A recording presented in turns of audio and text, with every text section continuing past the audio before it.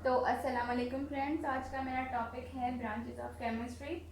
तो इसमें हम केमिस्ट्री की ब्रांचेस को डिस्कस करेंगे।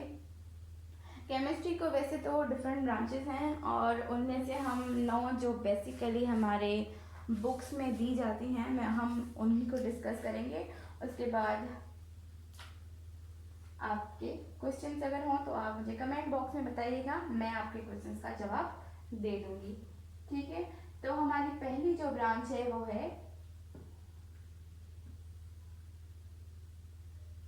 है फिजिकल केमिस्ट्री। फिजिकल केमिस्ट्री जो है वो बेसिकली फिजिक्स वर्ड से ली गई है, लेकिन फिजिकल मीन्स अपीयरेंस। ठीक है, पहले तो हम कहते हैं फिजिकल मीन्स अपीयरेंस, क्योंकि फिजिकल अपीयरेंस तो बड़ी वियर्ड थी। तो मतलब फिजिकल जो है वो हम उसकी अपीयरेंस के बारे में बताते हैं। तो एटम्स एंड मॉलिक्यूल्स जो हैं वो रिएक्शन में कैसे कंबाइन होते हैं, उनके थ्रू जो प्रिंसिपल और लॉज हैं वो हम फिजिकल केमिस्ट्री में पढ़ते हैं।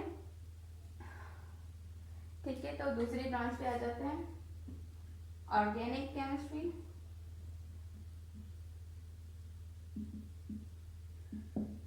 Organic chemistry is the branch of chemistry which deals with the compounds that are generated from the living organisms or their derivatives. ठीक है, ये पहला ओल्ड कॉन्सेप्ट था कि ऑर्गेनिक कंपाउंड्स जो हैं वो इंसानों से या प्लांट से बनते हैं, यानी कि लिविंग ऑर्गेनिज्म से बनते हैं।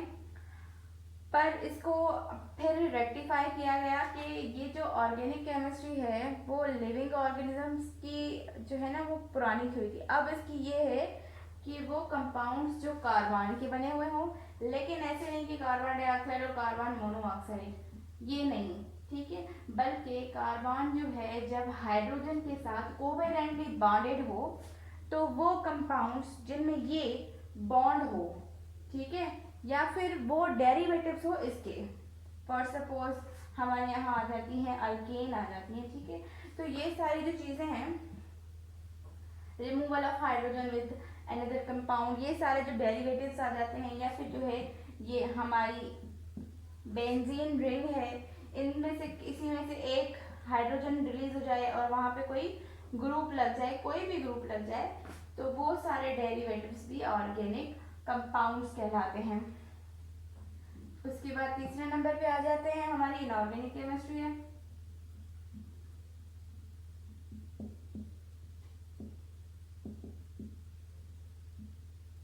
ठीक है, तो ये जो केमिस्ट्री की ब्रांच है वो डील करती है chemistry of compound and elements and their compounds which are generally obtained from non living matters.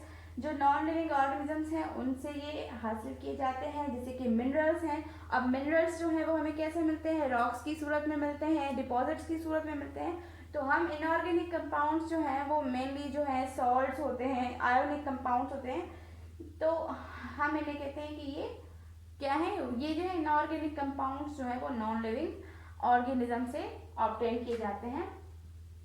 Number 4 पे आ जाते हैं analytical chemistry.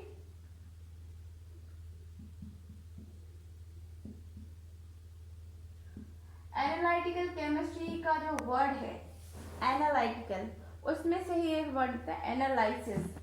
How to figure a chemical which is given to you, and उसके बारे में हमें कैसे पता चलेगा कि ये क्या है, इसमें क्या क्या मौजूद है। समझे, ये हमारा केमिकल कंपाउंड है, हमें दिया गया है कि आपको इसको इन्वेस्टिगेट करना है, आपको बताना है कि इसमें क्या क्या मौजूद है।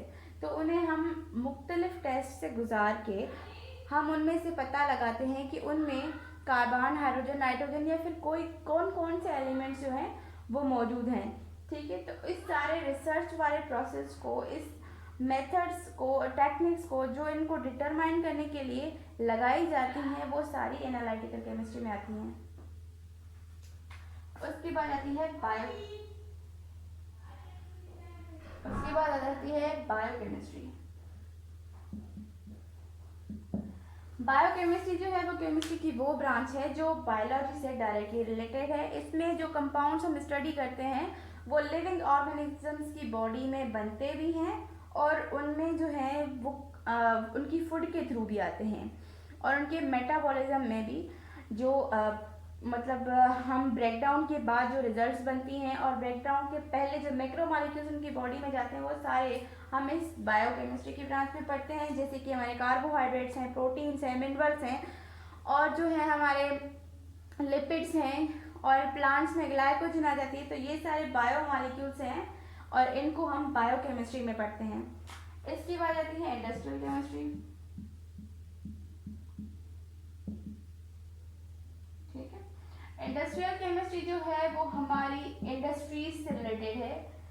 इसमें जो है हम वो स्टडी करते हैं जो हम मैक्रो लेवल पे, एक होती है हम लैब के जो है लेवल पे बनाते हैं और दूसरा आता है मैक्रो लेवल पे। मैक्रो का मतलब होता है कि एक्सट्रीम हाई क्वांटिटी में जब हम किसी केमिकल को बनाते हैं तो वो हम किसी लैब में नहीं बनाते, इंडस्ट्रीज में बनाते हैं। और इंडस्ट्रीज में जो प्रोडक्ट्स बनते हैं वो वर्ल्ड वाइड सेल किए जाते हैं और जिनमें आ जाती है हमारी पेपर आ जाती है, हमारी पॉलीथीन आ जाती है, हमारे ग्लासेस आ जाते हैं, सीमेंट आ जाता है, सोडा ऐश के और फर्टिलाइजर्स, मेडिसिन, हमारे जो डिटर्जेंट्स हैं वो सारे के हैं, सारे जो हैं वो इंडस्ट्रीज में लार्ज स्केल पे बनाए जाते हैं और उन सब की स्टडीज़ को, उनके प्रोसेसेस को जो उनमें इन्वॉल्व हैं, जो रिएक्शंस उनमें इन्वॉल्व हैं, वो सब हम इंडस्ट्रियल केमिस्ट्री में पढ़ते हैं। अब नेक्स्ट है न्यूक्लियर।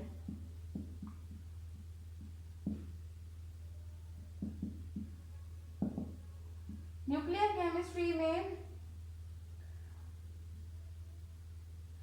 केमिस्ट्री में हम वो मॉलिक्यूल्स, वो एटम्स पढ़ते हैं, मॉलिक्यूल्स तो नहीं एटम्स पढ़ते हैं जिनके न्यूक्लियस में उनके प्रोटॉन से ज़्यादा, मतलब जिनके न्यूक्लियस में जो न्यूट्रॉन का तादाद होता है वो अनबैलेंस होता है according to the normal atom. जैसे कि हम आइसोटोप का कहते हैं कि आइसोटोप में क्या होता है कि न्यूट्रॉन जो है वो ज़्यादा होते हैं एटॉमिक साइज से, तो उसकी वजह से क्या होता है कि उनमें रेडिएशन इमिट करने की प्रॉपर्टीज होती हैं। उन रेडिएशन की इमिशन और उनकी एब्जॉर्प्शन सारे जो है वो हम न्यूक्लियर केमिस्ट्री में पढ़ते हैं। इसके बाद होती है एनवायरमेंटल केमिस्ट्री।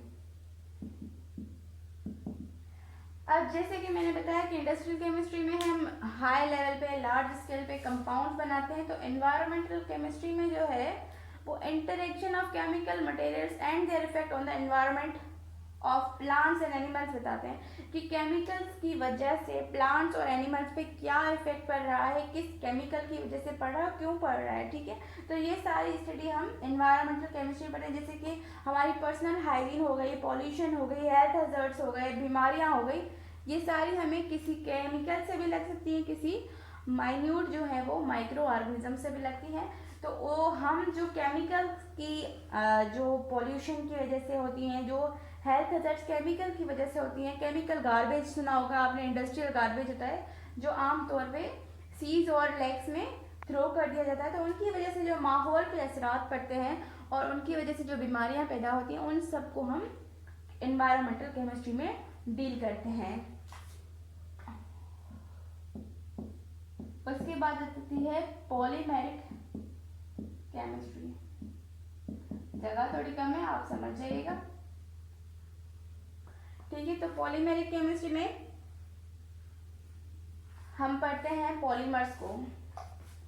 ठीक है, पॉलीमर्स जो हैं वो भी लार्ज स्केल पे बनाए जाते हैं, जैसे कि बैकलाइट है, जैसे कि हमारे इंडस्ट्रीज में बनते हैं, पेपर्स बनते हैं, सिंथेटिक फाइबर्स बनते हैं, प्लास्टिक्स बनती हैं, हमारे घरों में पॉलीइथीन आती है जो कि हर सब्जी के साथ हम थैलियाँ ला रहे होते हैं, वो सारी जो है वो पॉलीमेरिक केमिस्ट्री में आती हैं, पॉलीमर की बनी हुई होती है। पॉलीमर क्या होता है, जो मोनोमर्स होते हैं उनको कंबाइन कराया जाता है with the process of condensation, water को रिलीज किया जाता है और उनमें से मोनोमर्स को कंबाइन करके थाउजेंड्स ऑफ मोनोमर्स जब कंबाइन होते हैं तो पॉलीमर्स बनते हैं और उन पॉलीमर्स को हम सेल करते हैं या फिर उनका कोई यूजेज करते हैं, तो वो आ जाते हैं पॉलीमेरिक केमिस्ट्री में।